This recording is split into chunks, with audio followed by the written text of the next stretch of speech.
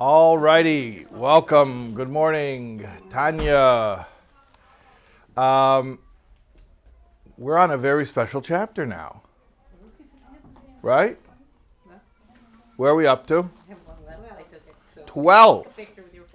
Do you know that 12 is considered a pivotal chapter in Tanya? It's a turning point. Bas mitzvah chapter. I never thought of that, but it's a nice, maybe it's a mnemonic, a way to remember it.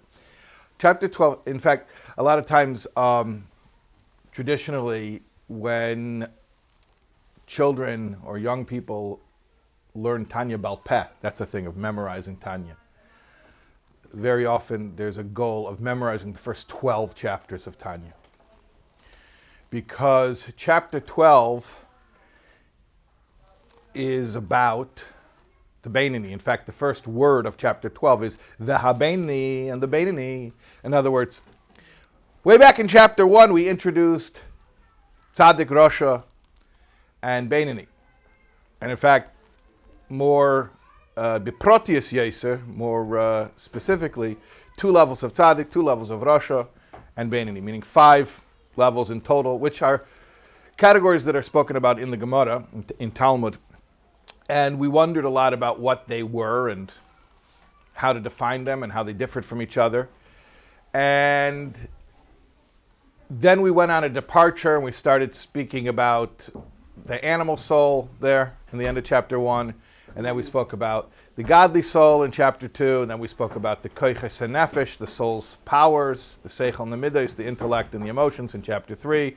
Then we spoke about the soul garments, thought, speech, and action in chapter 4. Then we spoke about the soul food, the mozain for the neshama, the Torah study in chapter 5. Then we went back to speaking about Sitra Achra, the other side, and we got into the Nefesh Bahamas again in chapter 6. Then we spoke about Klippa in the world, Klippas Noiga in chapter 7, Shalosh Klippas Tameas, the irredeemable Klippa in chapter 8. Then chapter 9, we started speaking about the Ir Katana, the small city, and the whole parable there from King Solomon, from Kehelas, how do you say it? Ecclesiastes? I think I said it right. And then in chapter 10, we're like, okay, now Tzaddik, Rasha, Beinioni, let's get back into that again. Chapter 10, Tzaddik. We did 2 levels of Tzaddik. Then chapter 11, okay, Rasha, 2 levels of that. We did 2 levels of Rasha. That was last week, 2 levels of Rasha. Now we did 2 levels of Tzaddik, 2 levels of Rasha. Now we're ready to get to the main point of the book. Remember, the title of the book is Sefer Shel Beinonim. The book is called Sefer Shel Beinonim. So now we're on the chapter 12, Perek Yud Beis, which starts Veha Beinoni. And this is our focus. Everything we're doing was building up to this point.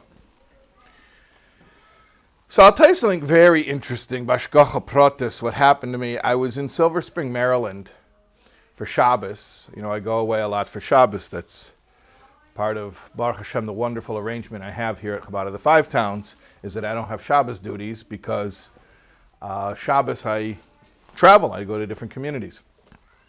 So Silver Spring, Maryland, I happened to be there. And it's one of those places, it's too far to drive comfortably. I mean, I could, but it takes a lot out of me to drive. But it's too close to fly. It takes more time door to door to fly than to drive. But I didn't want to drive. I don't want to be tired. I took the train. That's right. Yeah, I took the train. No, I didn't walk.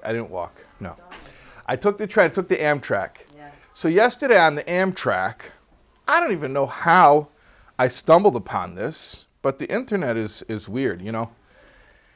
They have these all algorithms, and I guess they learn what you're into. I don't even know. Yeah.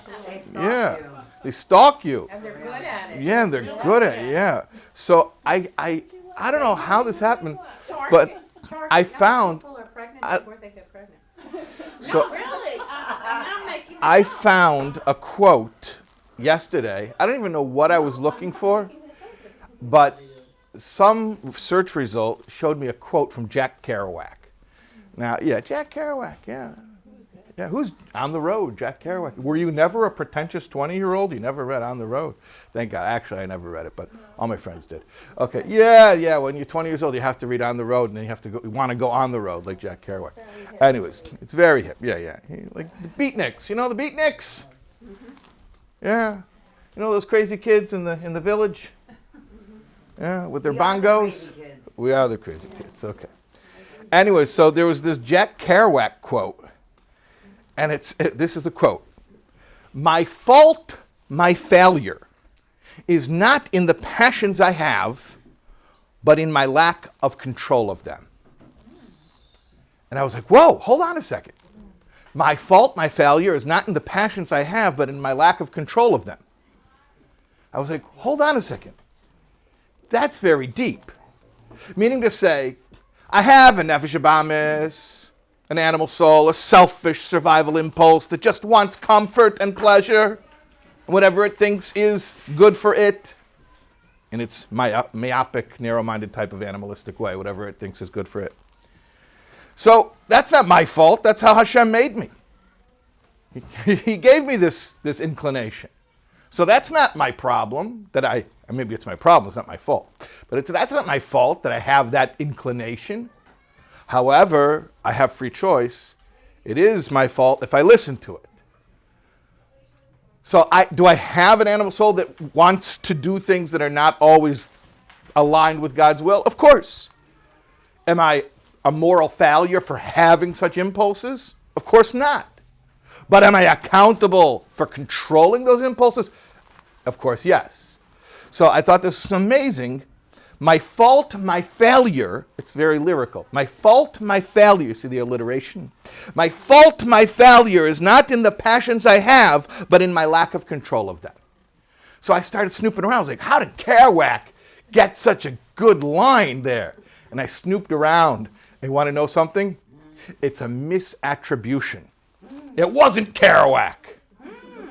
You know who it was? Tanya. It was Allen Ginsberg. Now, you're going to say, Allen Ginsberg, the beatnik, the poet laureate of the beatniks, the beat poet, Allen Ginsberg. Yeah, I heard about him. He wrote some unsavory stuff, and he did. So kids out there, don't Google Allen Ginsberg poems. I'm not joking. Don't Google Allen Ginsberg poems. Not a joke. You know, if Okay. you tell them not to, they will. Okay. Well, now it's on you. Okay. Your fault, your failure is not in your passion to Google Allen Ginsberg poems, but in your failure to control yourself and not to Google them. Okay. It's okay. At any rate, it's not the most wholesome stuff, but that's not the point. The point is, I knew there was something weird to say that Jack Kerouac said this. It had to have been a Yid. It had to have been a Yid. It was published in his journal, which is, I think it's called The Book of Martyrdom and Artifice. It's a journal about his adolescent years called The Book of Martyrdom and Artifice by Allen Ginsberg, the beat poet. At any rate, you see that even Allen Ginsberg, who you wouldn't necessarily call a representative of Jewish thought, not necessarily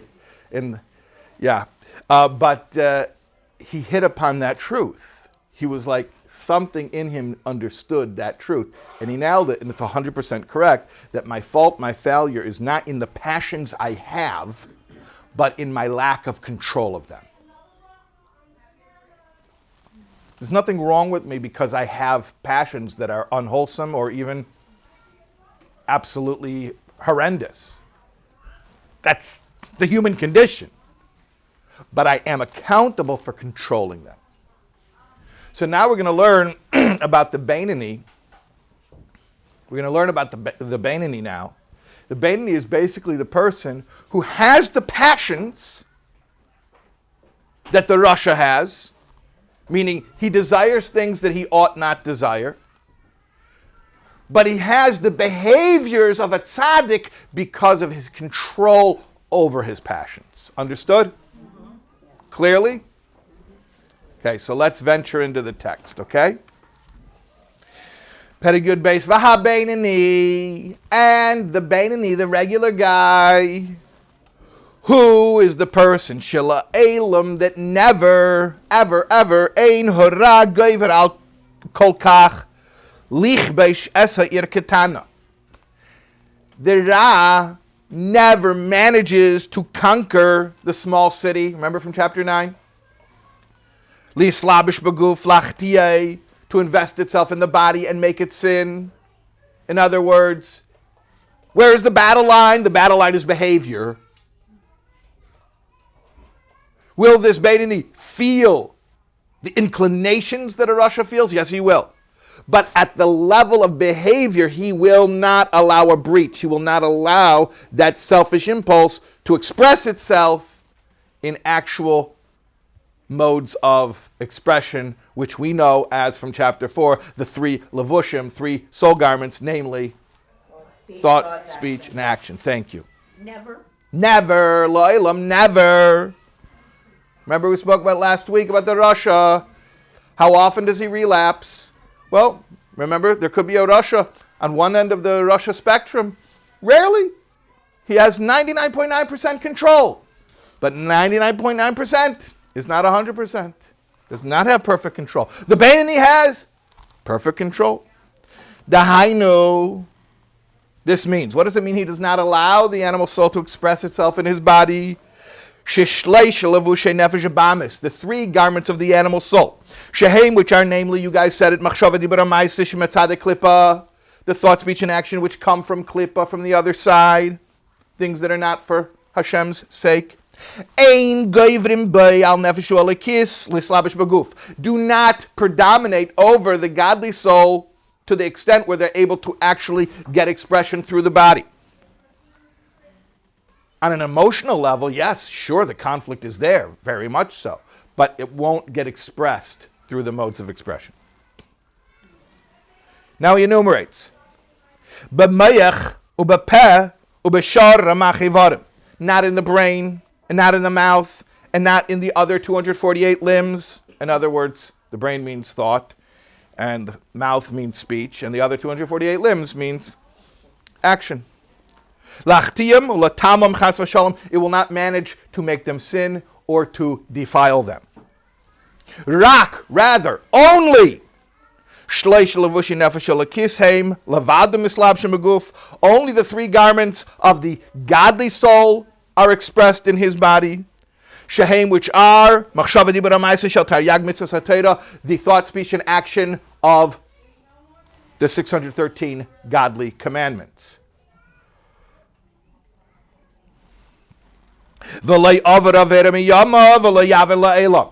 And in fact, he has never breached, he has never transgressed, and will never transgress. Okay, classic questions that come up here. Sounds like a tzaddik. If he sounds like a tzaddik, why? He sees things that are aser al pi Torah, and he's attracted to them. That doesn't sound like a tzaddik to me. Answer my question. He sees things that are absolutely prohibited, and they look good to him. Is that a tzaddik? No. Is he a good person? We can't use the word tzaddik in Russia anymore because we think tzaddik is like... Well, then let's not use those Hebrew words for a while until we adjust our understanding of what they are. But isn't he on a higher madrega than a tzaddik because he's kovesh yater? We can talk about that. Let's just talk about who he is right now. Let's not compare him to anyone. Okay. Classic questions. What does it mean he never sinned? If you're telling me he never sinned, then I'm out of the running already. So then why am I reading Sefer Shel Beinonim? Because now it's too late. So one explanation is that it means Beinoni is not something that you're born as, it's something you attain. It's a state, right? So he's born with the potential to be a Beinoni, as are all of us. We're born with the potential to be a Beinoni. So Beinonis aren't sprinkled? So Beinonis are not sprinkled. No, Tzaddikim are sprinkled. Right. I love that we use the word sprinkle in this class, and everyone knows what it is. It was your word. So he did tshuva, and he became a Beinoni, right. And now he got a fresh start. He became a Beinoni, and as a Beinoni, he never sinned. Now, what does it mean he will never sin? He doesn't have free choice? He does. Of course he has free choice. So how can we state he will never sin? He chooses not to sin. As a Beinoni, he'll never sin. Also, what it means is the Beinoni isn't just somebody who's having a streak. Oh, had another good day. Just happened not to sin today. He works at it. He's committed to it. The Beinoni means he is choosing to be so committed that the mind state that he's in, it makes it impossible for him to be over. So he's mindful. So it's a level of commitment. It's not just like, well, I never had any real compelling reason to be Mechalel Shabbos, but I guess if there were, maybe I would. No. It's off the table. I say Mechalel Shabbos because I think for most people who keep Shabbos, that's a relatable example of something that it's non-negotiable. The truth is, I could pick a lot of different things, and it is different for different people. For some people, one sin is non-negotiable, and other sins are non-negotiable. And by the way, that sin which is non-negotiable in your mind, which is obviously a totally subjective construct, and it's, it's kind of silly that we say that's non-negotiable and other things are. But at any rate, my point is that whatever sin that for you is non-negotiable, that's where you're a Beinoni. In a microcosmic sense. Not a real Beinoni, but I'm saying if you want to know what a Beinoni is, think of that sin which for you is non-negotiable, where you could pretty much bet $1 million you'll never be over, you'll never transgress it. That's like being a Beinoni. But just then extrapolate that and imagine you were like that about everything in Shulchan Aruch. No, but what if you don't have a taiva to eat? Okay, so we'll talk about that later. So we'll talk about later, what about a Beinoni who's only a Beinoni because of a lack of desire? Okay, that's a good question, chapter 15.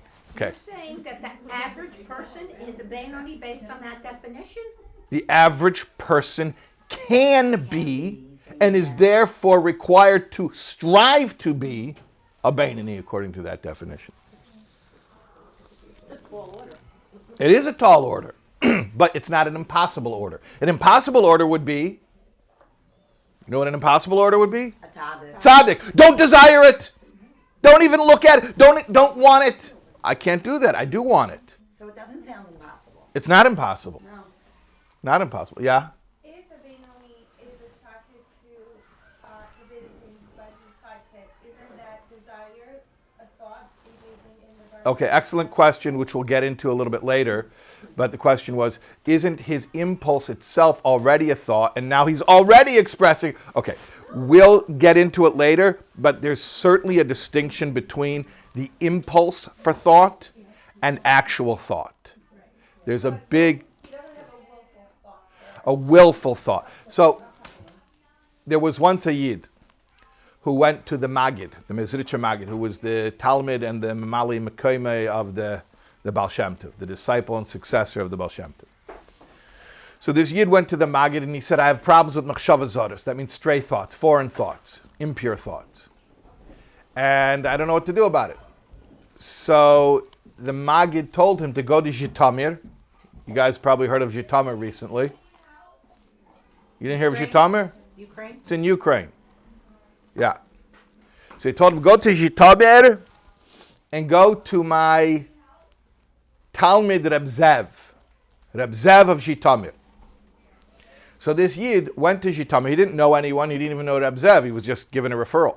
It's like when your, what we call GP says, go to this ENT. I'm giving you a referral. I don't know him. That's okay. I refer you. I have a referral. So he went. He had a referral to go to Reb Zev. So he shows him Zhitomir. It happened to be when he showed up, it was Friday afternoon. It was Erev Shabbos. And he didn't have addresses in those days. He just asked around, where does Reb Zev live? And somebody pointed out a certain house. And it's Friday afternoon, and he has his stuff with him, and he's got to put it away before Shabbos. And he's knocking on the door, and he definitely hears people inside. You know, the hustle and bustle in a Jewish house out of Shabbos is unmistakable. He's knocking on the door, boom, boom, boom, and nobody's answering. And he knocks more, and nobody's answering. And now at this point, he sees the sun is going down, and he's getting kind of nervous, and he's knocking louder and more persistently. Nobody's answering. Finally, it's so close to Shabbos, he says, I can't stand here on the doorstep any longer. And he runs to shul. He puts his bags down in shul. And basically, you know, there's an area in the back of shul where the homeless people, where the poor, the indigent sleep. And that's what he did. He slept and he ate in shul like a homeless person. He was effectively homeless for that Shabbos. At any rate, after Shabbos, somebody comes over to him and introduces himself. His name is Zev. He's a Talmud of the Magid. Oh, come to my house. Let's make Havdalah. We'll have Malav Malka. We'll have the post-Shabbos meal together. And they sit down, and they're enjoying each other's company and speaking about Torah ideas. And finally, the guy can't hold back anymore. He says, you're being very kind to me right now, but do you understand that I was 24 hours ago, a little bit over 24 hours ago, I was standing on your front doorstep, and I was persistently knocking. It was Erev Shabbos. I was pounding on the door, and I heard you inside. I know you were ignoring me. I know there are people there, and it was really cruel. You see what happened to me. I had to sleep in shul and eat in shul like an indigent person, and that's not right. You understand your Rebbe, the Mizitcha Magid, sent me to you that you should teach me how to control my stray thoughts? And Reb Zev says, the Maggid sent you to me to control your stray thoughts? He says, yes, that's what I told you. The Maggid sent me to you you should teach me how to control my stray thoughts. Reb Zev says, yes. And that is precisely the first lesson I taught you upon your arrival in Zhitomir. That just because there's a knock at the door doesn't mean I open it. So think about it like this. The Beinoni will get the knock at the door. The taiva. Call it the taiva. The attraction. Ooh, that looks good. Desire. The desire. Or what Ginsberg called the passion. He'll have the passion. Ooh, that looks good. Then he'll say, hold on a second. I'm not opening this door. I'm not allowing the impulse to cross the line into active, willful fantasizing or scheming, even worse. Yeah, the knock's coming at the door, and I can't control that. I cannot stop who knocks at my door. Now, at Tzaddik, it's beautiful to be at Tzaddik. They don't even have them. They don't have the knock. They don't have the knock. What? They don't hear the knock. They don't hear it, or they don't have it, or whatever it is. It's not part of their experience. The Beinoni, he's got this nudnik pounding away, sometimes constantly. Like Woody Woodpecker. The knock could be... The knock for a mitzvah is bad, Why is No, it a not mitzvah? for a mitzvah. The taiva. we're The talking taiva. about. but he's knocking for Shabbat. I'm confused. That was an example. That was an example of that. The Reb Zev was teaching him a lesson. He was teaching him a lesson that if you're the homeowner, if you're the balabas, you choose who to open the door for. He wanted this Jew to extrapolate that to his spiritual life and to understand that just like you have a house and you cannot control who knocks at the door, but you can choose not to open the door, he wanted him to understand that you may not be able to control the fact that you will have thoughts pop up, but you can choose not to embrace them. Rabbi Taub, I always thought that the more inconvenient and the more ill-timed a mitzvah is, the more schar there is to it. I don't know. We don't talk about schar here. We're not into schar. I don't know. Which class is schar? Which class is schar? I don't know. Might not be a Tanya. Down the road. But we don't know the schar of a mitzvah. Okay. That's what's confusing. Okay. At any rate, ladies. Okay. To take You don't perseverate. It's a mushal. It's just a mushal. Okay. The point is that you asked an excellent question. We're going to get into it. If he has the impulse for it, he's already thought about it. No. That's... one time I was driving in Crown Heights. You're laughing already. It's a hilarious story already. I'm driving in Crown Heights. This is going to be good. And I drove by a guy's driveway, and there was a sign in front of his driveway that said, "Don't even think of parking here." So you know what happened the second I read that sign? You parked there. I didn't even need to park. I didn't even want to park. But it said, "Don't even think of parking." Boom. And I was thinking that what a silly sign, because you can't control that. That's like, don't think of a pink elephant on roller skates. You all lose. What he should have said, what he could have said, that I actually have free choice over is, I thought about this. Don't even think about parking here. So you don't even think of parking here. Boom, I already did it. I thought of parking here. Don't think about parking. What is thinking about? Thinking about is if I would slow down and I would idle the car and look at the driveway and be like, ooh, that's the perfect space for my car to park. And I would like fantasize and envision myself backing into the spot. Right, it's the truth. Yeah, that'd be amazing. Like, wow.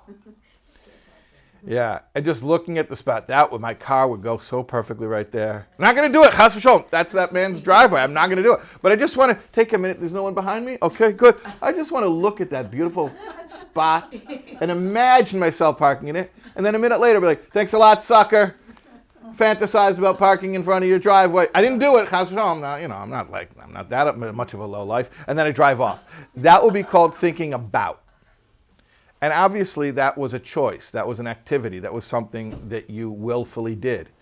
And according to Torah, that is a behavior.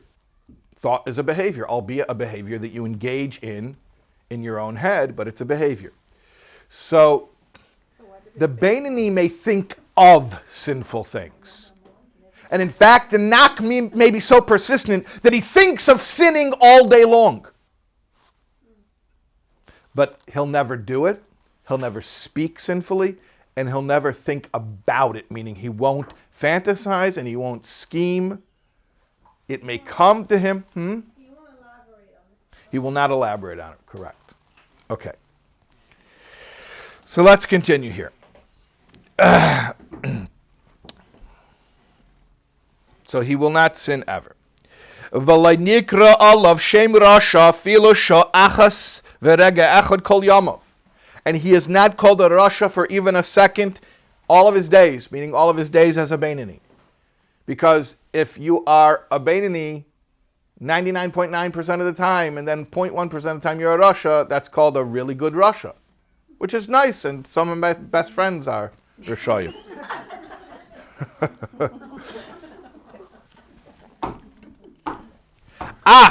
However, and here's the wild part. Okay, so we just described this guy who has 100% behavioral control.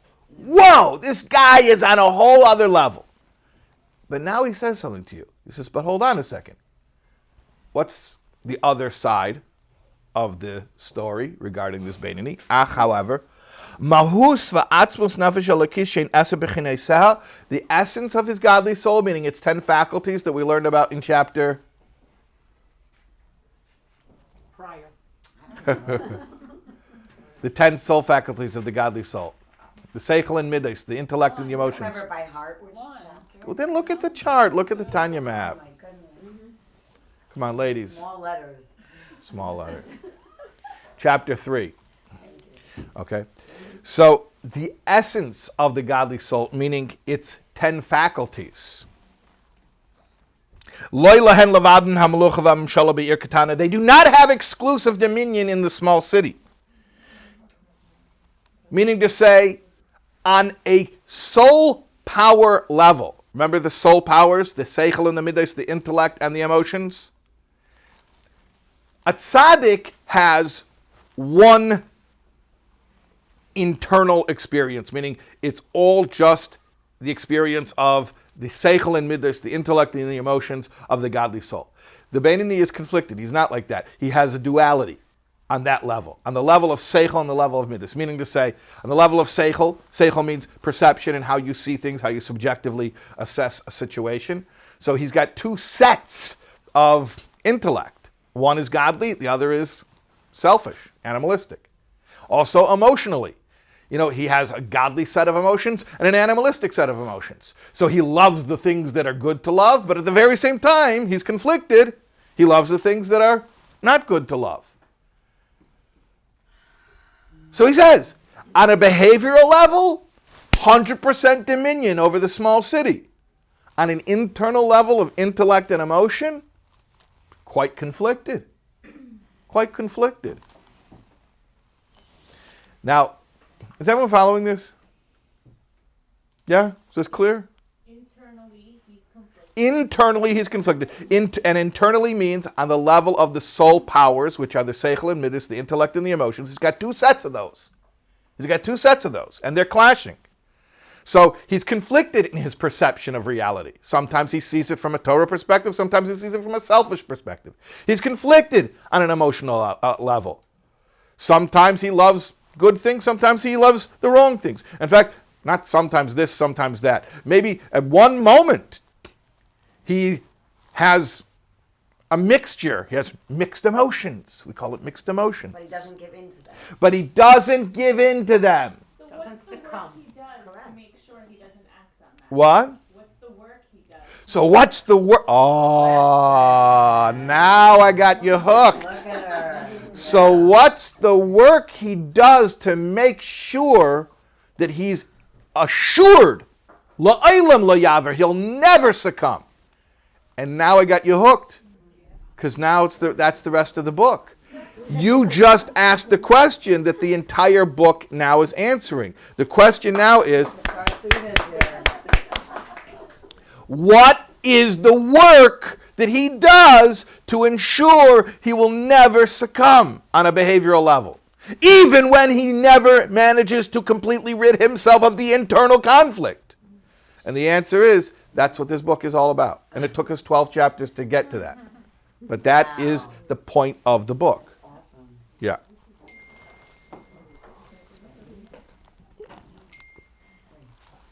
Also, that's why chapter 12 is so important, Yeah, pivotal, yeah. because you don't have to say, we'll get to it, and Oh, it's finally we're saying. yeah, you answer the question like right away. Yeah. And he doesn't. Okay. Now, here's an interesting point. He just said that a Beinoni basically, his whole experience, the Beinoni's experience, is one that is rife with conflict, with internal conflict. But there's an exception to that, which the Alter Rebbe notes right now. Ki'im, so he says he does not have exclusive, his godly soul does not have exclusive dominion internally on an intellectual or emotional level. Ki'im, except, and here's the exception, when he has a tzaddik-like reprieve even on an internal level. Yeah. Once in a while he gets left alone and he can relax and enjoy some nice tzaddik-like moments. Okay. Yeah, he's gonna explain. Ki'im be'itim mizumanim. Except for very particular times, itim mizumanim, particular times. Kamei, for instance, b'shas krishma utfila, at the time when he says Shema or when he davens. Shehishas moichen de gadlus lamaila, which is a time of mature intellect in the spiritual realms. When you are saying Shema, proclaiming God's oneness, when you're davening and you are connecting to Hashem, so there's something that happens at that time where you enter an elevated state of consciousness. V'gam lamata, and also down here, hishas ha'kosher l'chol adam. It's a propitious time for everyone. Sha'oz mikasher Chabad shaloi l'Hashem, where you're connecting your chochma bina das, your intellectual faculties, to Hashem. Lahamigdaitei bigdulas ein sof baruch hu, to delve deeply with your das, with your mind, into the greatness of God, and to arouse the love, the glowing coal fire like love in your right ventricle of your heart. To cleave to Hashem. That love is the motivation to desire to cleave to Hashem, to lovingly cleave to Hashem by lovingly doing His mitzvahs and learning His Torah. In fact, that is what the whole Krishma, the mitzvah Krishma, saying Shema, is all about. It's about reaching that level of v'yohafta and loving Hashem. Also, so Krishma, the mitzvah Shema, is a biblical commandment. And then rabbinically, there are mitzvahs, there are brachas we say before and after Shema, which are meant to mentally prepare us and lead us up to that state of love. And if you daven properly, you'll actually be able to enter that zone.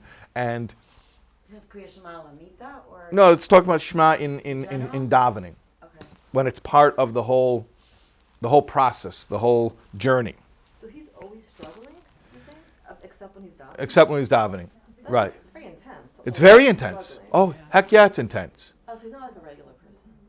No, he is a regular person. That's a regular person. Who's struggling constantly? What do you want? He shouldn't struggle? No, but not constantly.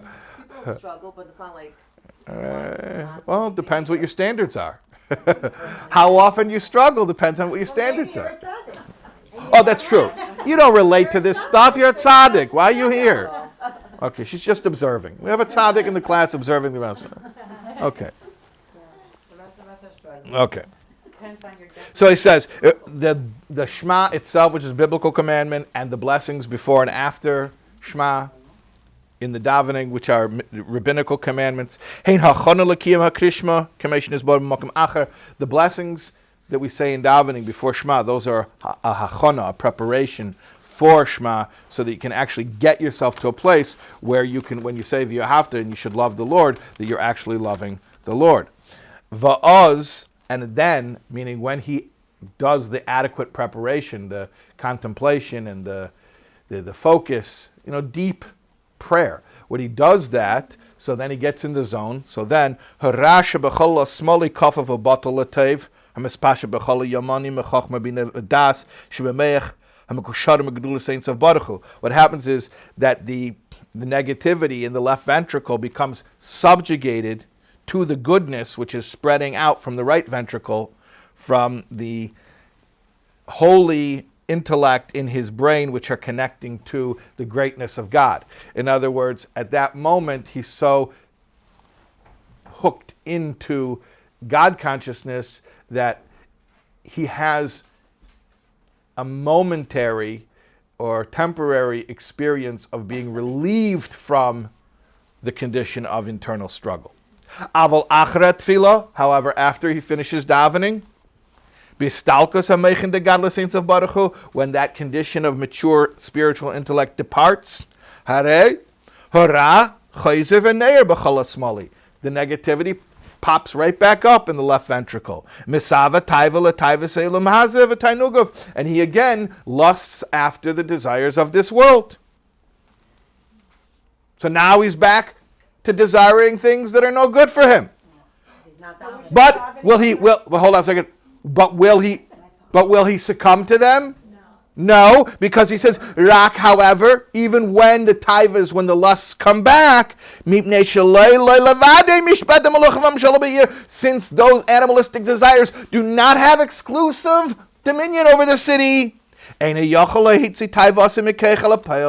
will not manage to express themselves in behavior, to go from potential to actuality, to express themselves in his limbs, in his physical limbs, in action, dibur, in speech, umachshava mamish, or in thought, literally. What's thought literally? Machshava mamish.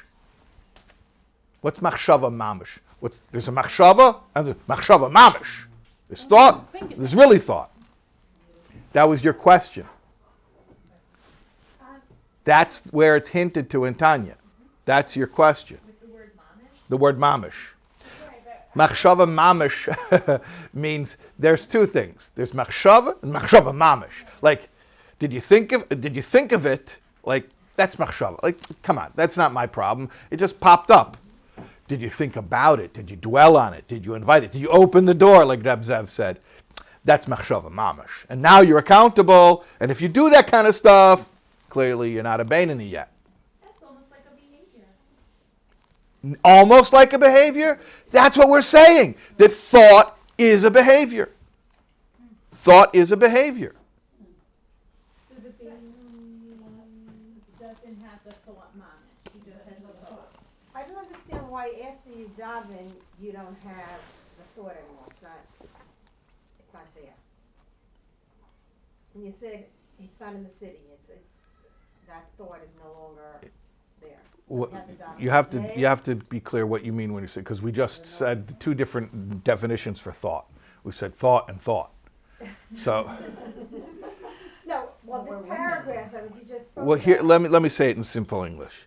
We said the condition of the Beinoni is to be constantly conflicted on an internal level. Okay? However, there is a reprieve when he davens well and he gets in the zone, so he doesn't have the internal conflict. It's as if he were a tzaddik for that period. However, after he's finished davening, the impulses will return. However, you see we keep going back and forth, those impulses will never manage to express themselves behaviorally. Because he davens those other times. No, No, He's constantly fighting them. He doesn't. because he's in control. Oh, okay. Did anyone Has ever nothing really to explore do with having the their davening left part. ventricle removed? Yeah, you don't want to get your left ventricle removed. Because it'll cause some physiological issues there. Yeah. I would have expected to say that because he davened, then his battles went like. Is there something that happens because he That's is it. involved in davening with kavana? Meaning, like, doesn't it weaken his conflict? Yeah, that's what we just said. Oh, okay. Okay, so I didn't understand. You didn't follow that. You didn't follow that? No, I missed it.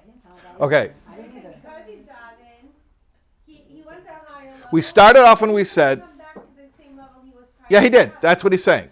Okay, so Okay. how did it help him to daven? Didn't. For the moment, he's a So tzaddik. that's double disappointing. You got to. Antidote. It Well, just happens. You daven so it should benefit you. You daven to connect to Hashem. No, right. It gave him a break. From Give him a break. stuff, yeah. Nebuch, he's He- Who really davens like that? The baby. A Beinoni. This guy. a lot. You know people who daven like that. Okay. Striving. Now, ladies, let's continue here because we're about to come to probably, arguably, the most important few words in Tanya. I don't even have the time. Yeah, like if you take notes, this should be your only notes from today. Not Machshava Mama? No. Okay. Okay, ready. Okay. All right. Wait, did we finish the sentence? We said machshava mamish. We got to finish that sentence. And what does it mean machshava mamish? He says lahamik machshavte b'tainuga elam haze eich lamalis taivas libay. He will never actually cross the line where he starts thinking about, not of, but about his desires and scheming how to fulfill them. He won't cross that line. Okay. Why not? Now here's the real important phrase. Key, because. Here's why he will not cross that line behaviorally, not in action, not in speech, not even in thought. Why not? Key, because. Hamayach, the brain, shalit, rules, al halev, over the heart. Mayach, shalit, al halev. We should all say it together. Mayach, shalit, al halev. The brain rules over the heart. Always. The brain rules over the heart. Says in brackets, Kamisha Kosov, but I Mahemna Pashas Pinchas, like it says in I Mahemna, that's a section of Zohar. So where does this come from? Which book? Zohar, very good. And the Alter Rebbe continues, B'toiladetoi, by birth, V'teva Yitzirase, and by the nature of how he was made. Shekach noitzar ha'odem b'toiladetoi, this is how a person was formed at birth. Shekol adam, that everyone, Yochel b'retzeni shebemeichei, is able, with the will in his brain, lisapik, to resist, v'limshul beruach taivasi shebelibay, and rule over the spirit of desire in his heart. Shalela malis mishalis libay, not to give in and fulfill the desires of his heart. V'maisa, not in action, dibur, not in speech, umachshava, and not in thought. And in fact, to completely avert his mind from these desires. Ubefrat, and especially El Tzaddik Kedusha, to think about the opposite, to go and think about good things, holy things instead. What did the Alter Rebbe just say? He said, here's your first tool. We're finally in the instructional parts of Tanya. We had all this gross anatomy, learning about the makeup of the soul, and we had spiritual topography, the lay of the land and the universe, the klippah, the kedusha, and we were learning terms like Tzaddik, Rasha, Beinoni. Now we finally have a tool. It's finally instructional.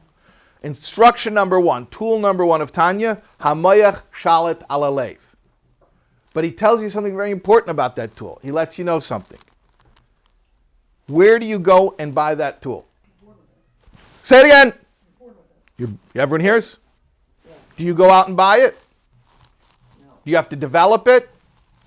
You just have to use it. You're born with it. He says that that's what makes you human. He says in about 4 different ways, right?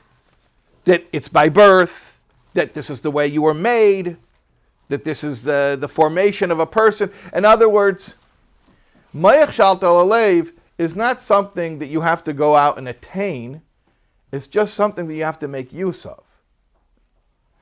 I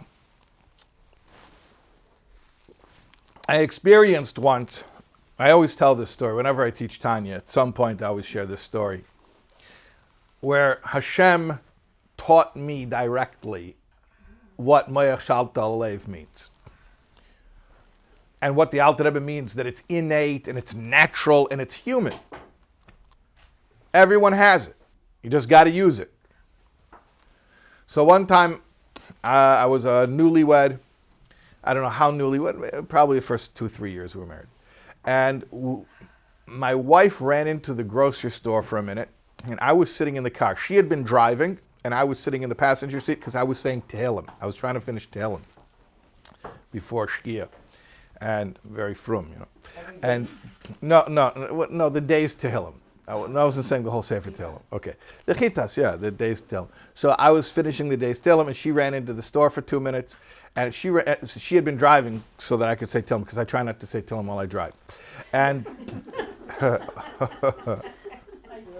yeah. Anyways, so I'm sitting in the passenger seat and saying Tehillim, and as I'm sitting in the passenger seat, I spy with my little eye, out of the corner of my eye, I see this lady coming out of the store, and she's walking very briskly, and she's making like a beeline right toward me, and she looks very agitated, and she's like holding a kid, like an 8-year-old kid, by the hand. She's walking, you know, that angry mom walk with her 8-year-old kid, and I know something happened, you know. Anyways, and she's walking right, and then all of a sudden she's like 6 inches away from my face. I'm like behind my little chitas. She's right there. And I'm like, what does she want from me? I'm getting scared. Like, this mom's going to yell at me. So you don't want to get yelled at by a mom. It doesn't. So, and then what I see is, oh no, she's parked next to me, and I'm on the passenger side of my car. She's parked to the right of my car. So she's going into the driver's side of her car, which is like a foot away from my car. And what she does is she opens the back door, she puts her kid in the back seat, buckles him into the seat, she gets into the driver's seat, she closes the door, and the second she closes the door, she turns around and she starts yelling at the kid. She says, I told you we're not going to do that, and I warned you before we went into the store. And by the way, sometimes they tell this story and people get horrified. They're like, oh my goodness, that's abusive. Did you call the police? Trust me, it was, okay. Anyways, yeah. And she's yelling at the kid. She buckled him in. And She's a good mom. yeah, she's a good mom. Yeah. Anyways, she's yelling at the kid. But all of a sudden, she sees me.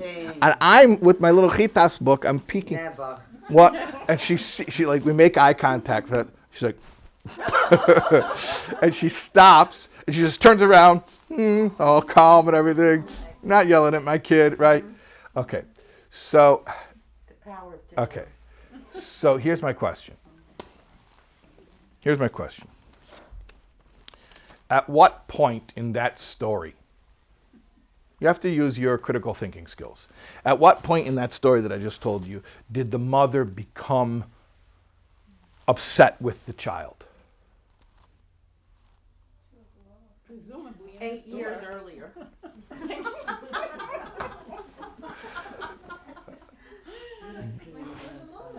Huh? When did she become upset? When was she feeling agitated? When was she feeling upset? Presumably in the store. I mean, when she came out, she was already... She's riled up. Yeah, she's riled up. Okay. All right. At what point did she express that with actual behavior? In the car.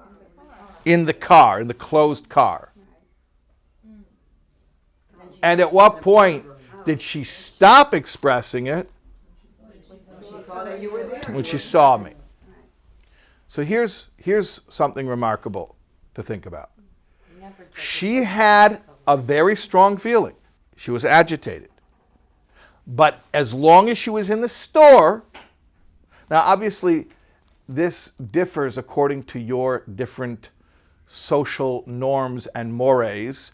Different cultures have different opinions about publicly disciplining your children. But for this woman, it would be inappropriate to publicly discipline her child. So she was feeling agitated in the store, but she didn't express it.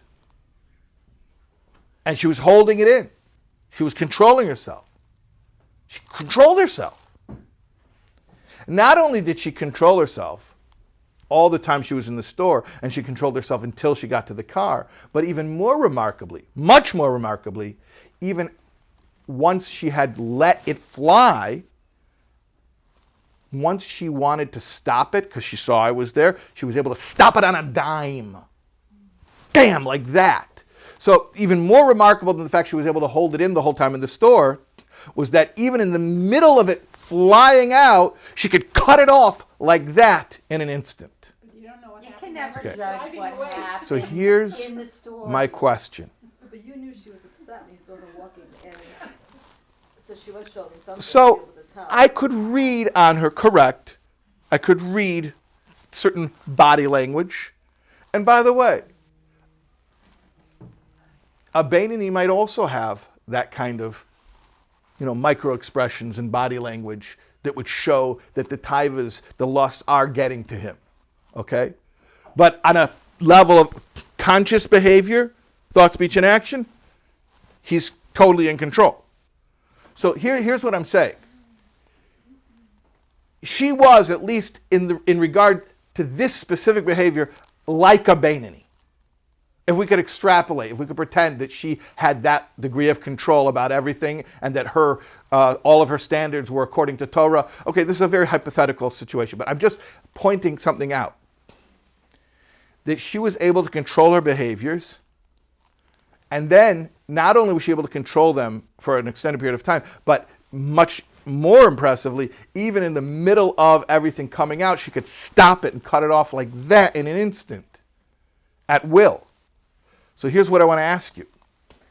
What spiritual practice did this woman engage in to be at such a level of behavioral control? I think she was embarrassed. I was just gonna say that, she didn't want to be embarrassed. You think she was just embarrassed? Right. So you don't I think think you don't her think that she meditated to get to that level of behavioral control? No, she thought she No? was caught. She's like, No, because you So don't then know what? happened. So then You how don't did? know How did she have the what? How did she have the ability to exercise Just such a exactly what we what? just said. She Mayach shal talif. But where did she get it from? How did she develop that degree of impulse control? What? I think it's the ego. She wanted to self-preserve her ego. The ego's the motivation. My question is how she had the We all ability. have it in us. You just have to. Yeah. Continue. How could she cut it off at will? Because we have. And I'm asking a question. What did she do to attain that level of self-control? Nothing, nothing, nothing, nothing. She was born. Ah. Because a human being is born with impulse control. My point is only this. When the Alter Rebbe makes a he goes to great lengths to say that this Mayach Shal Ta'alev is the way you're born, and it's human nature, and it's native, it's innate, it's factory settings. The point is this. Every human has impulse control. Now, what you choose to apply your impulse control to depends on your standards, and on your mores, and on your beliefs. So please don't perseverate on this example and extrapolate in the wrong way. My only intention here is to illustrate the fact that human beings have this remarkable ability to control ourselves at will when we are sufficiently motivated. And it doesn't matter, it was her ego, it was embarrassment. You guys are saying, oh, but she was only embarrassed. It doesn't matter what her motivation was. My point is, when she was motivated, she was able to do it. Huh? This is a learned behavior? Is it learned? No, it's innate. None of it. No, it's not learned, it's innate. It's not Skinner, it's Chomsky. Except this is the first tool. How many tools are there? I didn't count, but it's the first one. No, It's are we talking about like? you just get your. I want to know what the. If I'm going to go to your house for Shabbos, and I say to you, this is the first course. Very softly. This is the first course. How many courses are there? That's rude, right? Imagine you serve the first course. I say, oh, this is the first course? How many courses are you serving? Oh, hold on a second. Hold on a second. Rabbi, I actually preempted. I tell people there are 4 courses so that they shouldn't just like. Exactly. My mother always That's a real balabasta. That's what Connie has Connie has it down. That's what I should have done. I should have said how many tools there are. And then the truth is I'm covering up my embarrassment that I never counted. I don't know how many tools there are. Okay, but listen. Here's the point. This is how I want to end today. Hamayach shalat alalev. Where do you get it? You got it. Where do you get it? You got it. You have mayach shalat alalev. Every human being has mayach shalat alalev. The Alter Rebbe is saying, use it. You want to know how this Beinoni, who has all the desires that you have, he has all the lusts and the distractions that you have, but he has impeccable behavior. He's a Rasha on the inside and a Tzaddik on the outside. How does he manage to do it? One tool, mayach shalat alalev, which all of us have as human beings. Yeah? Practically speaking. How do we use this with our kids if we're blessed with kids? Well, you want to control their behaviors? No, I want To learn to control their behaviors? with it too. So they have to learn Tanya too? Yeah, no joke. No joke. 100%. Yes. we should bring it into Yes. the schools. Okay, we will stop there for today and we'll continue with Hashem next week. Okay. Thank you.